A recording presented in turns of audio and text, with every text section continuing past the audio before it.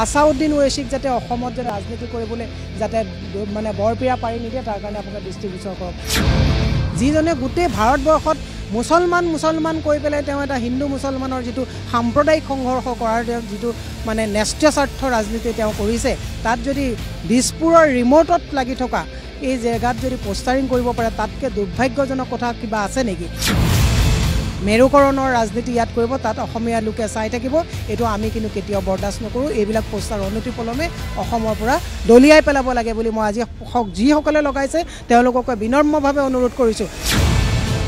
অসমত নিৰ্বাচন খেলিবই, গতিকে ৰাইজৰ সহযোগিতা বিচাৰিছে।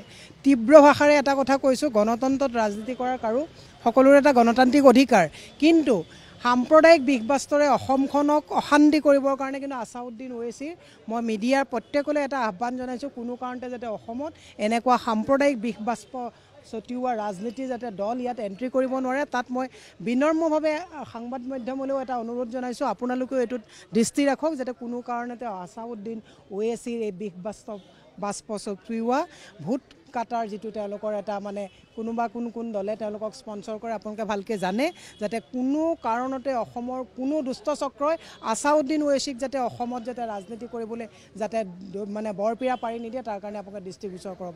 ইতিমধ্যে মই ফেচবুকত এটা আপডেট দিছোঁ, অত্যন্ত দুৰ্ভাগ্যজনক কথা, দিছপুৰৰ গাতে লাগি থকাৰ পিছত প্ৰশাসনযন্ত্ৰই যেতিয়া যিবিলাক দল আহিলে অসমত মানে সাম্প্ৰদায়িক সংঘৰ্ষ হোৱাৰ সম্ভাৱনা থাকে, দলৰো চৰকাৰৰ দায়িত্ব থাকে যাতে এনেকুৱা ধৰণৰ কোনো মানে ৰাজনৈতিক দল অসমত যাতে পুনৰ যাতে আহিব নোৱাৰে তাৰ প্ৰতি দৃষ্টি আপোনালোকৰ জৰিয়তে চৰকাৰক দৃষ্টিগোচৰ কৰিবলৈ আৰু ৰাইজক সজাগ কৰিবলৈ আপোনালোকৰ ওচৰতে অনুৰোধ মানে কেনেধৰণৰ পক্ষ জড়িত হোৱাৰ সম্ভাৱনা আছে? না, ডেফিনেটলি এইটো সাম্প্ৰদায়িক পক্ষ হ'ব, ডেফিনেটলি সাম্প্ৰদায়িক পক্ষ হ'ব, যাতে ভোট ভাঙা ৰাজনীতিৰ কাৰণে হিন্দু মুছলমানক মানে অস্থিৰ কৰি তোলাৰ এটা মানে সাম্প্ৰদায়িক গোষ্ঠী হ'ব। গতিকে এইটো যাতে আৰম্ভণিতেই কলিটো যাতে মূৰমহি পেলাব পাৰি তাৰ কাৰণে আপোনালোকক আমি মানে কৰজোৰে অনুৰোধ কৰিছোঁ, যাতে কোনো কাৰণত হায়দৰাবাদৰ পাৰ্টি আসাউদ্দিন ওৱেইছি তাতেই থাকক, অসমত যাতে এণ্ট্ৰি কৰিব নোৱাৰে, ৰাইজক সজাগ কৰি তোলক, এখনো যাতে পোষ্টাৰ পুনৰ যাতে ইয়াত লগাব নোৱাৰে তাৰ কাৰণে মিডিয়াই আপোনালোকে দায়িত্ব গ্ৰহণ কৰিব লাগিব।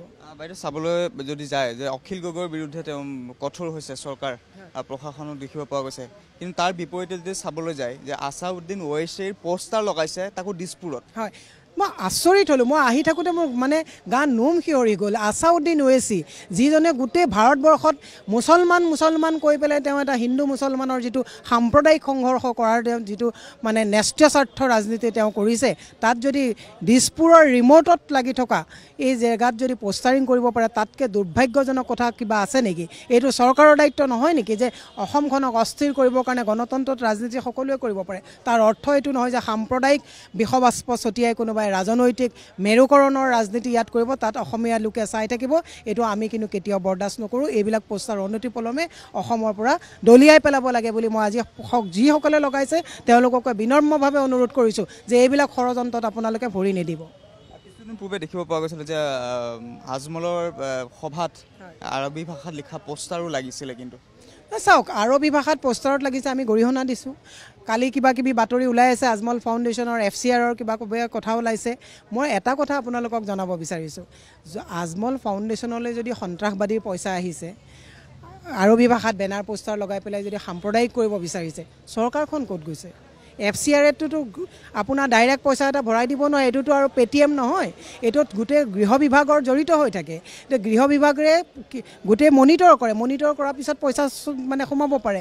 আমাৰো NGO আছে 12A 80G, যেতিয়া FCR থাকে গভৰ্ণমেণ্টৰ মনিটৰ হৈ থাকে। এতিয়া গভৰ্ণমেণ্টৰ মনিটৰিঙৰ পাছত যদি কোটি কোটি টকা সন্ত্ৰাসবাদীৰ পৰা আহিছে, তেতিয়াহ'লে ইয়াত গণতন্ত্ৰত গভৰ্ণমেণ্ট চৰকাৰ নাই, চৰকাৰ বিফল হৈছে।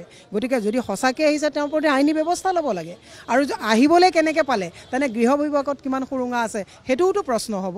গৃহ বিভাগত কৈছে যে আপুনি সুৰুঙাৰ কথা, কোনোবা আমোলা মন্ত্ৰী বিষয়া জড়িত থকাৰ সম্ভাৱনা আছে? না, ডেফিনেটলি চাওক আজিৰ তাৰিখত NGO বিলাকত কি হয়, আপুনি অফলাইন অনলাইন আপলোড কৰিব লাগে। যদি আপোনাৰ কিবা পইচা এটা আহে, অফলাইন আগতে মানুহে ডাটা ৰাখি পেলাই ছাবমিট কৰে, ইউটিলাইজেশ্যন চাৰ্টিফিকেট জমা দিব লাগে। আজিকালি কিন্তু অনলাইনো বেনিফিচাৰী ক'ৰ পৰা পইচা আহিছে ক'ত দি আহিছে অনলাইন আপলোড কৰিব লাগে। নীতি আয়োগ, দৰ্পণ এনেকুৱা বিভিন্ন মানে ব্যৱস্থা আছে। গতিকে কোনোবা নিশ্চয় জড়িত থাকিব লাগিব। যদি অভিযোগ এটা দিলে এইটো সত্য নহয়, আৰু যদি সত্য হয় চৰকাৰখনে 48 ঘণ্টাৰ ভিতৰত তেওঁ আজমল ফাউণ্ডেশ্যন বন্ধ কৰিব লাগে, আৰু চৰকাৰে কাৰ ছত্ৰছায়াত আহিছিলে সেইটোও বিবেচনা কৰিব লাগিব।